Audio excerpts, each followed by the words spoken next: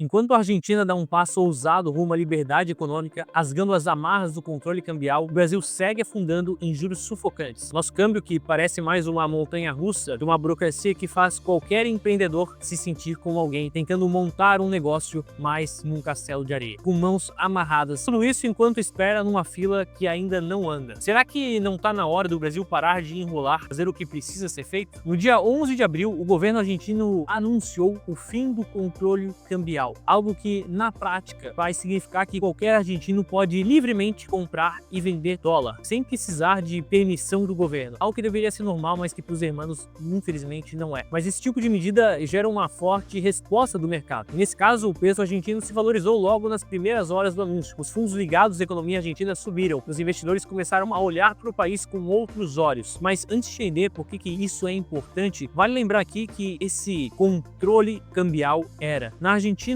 o governo definia quem podia comprar ou vender dólar, quando isso poderia ser realizado. O resultado é que criou-se um mercado paralelo para atender essas expectativas. A desconfiança no peso acontecia e com isso a fuga de capital. No Brasil o câmbio é mais livre, mas o excesso da burocracia, a incerteza política e a alta carga tributária causam um efeito parecido, pois elas afastam o investimento produtivo aqui no nosso país. Com a mudança na confiança do peso, começou a se recuperar o valor da moeda. O ETF argentino subiu mais de 14% em poucos dias, e a economia já dá mais sinais ainda de recuperação. A taxa oficial da pobreza, segundo o INDEC, caiu para 38% no primeiro semestre de 2023, o menor nível de 2019. O Milei, para vocês terem ideia, pegou o governo com mais 50% o nível da pobreza. Nós temos aí um crescimento de cerca de mais de 3% o índice da atividade econômica do país nesse início de ano. E como que foi possível uma guinada nesses moldes? O Milei, ele cortou gasto, parou de imprimir dinheiro, atraiu crédito externo e recompôs as reservas internacionais. Só com o FMI e o Banco Mundial, que garantiu que quase 30 bilhões de dólares ficassem na Argentina, para dar suporte a esse sistema cambial. É como se ele tivesse enchido os botes salva-vidas antes de liberar geral no navio. Agora, se alguém quiser sair, o governo consegue garantir dólar na outra ponta. O FMI, que não tinha mais confiança, agora com os acordos passa a confiar mais na Argentina. Enquanto aqui no Brasil a gente segue com uma política fiscal complicada e as reformas econômicas necessárias empacadas. Para comparar, a inflação na Argentina ainda é alta, cerca de 3,7% ao mês. No Brasil foi de 0,16% ao mês. O PIB argentino cresceu mais rápido recentemente. O Brasil segue uma previsão bem mais modesta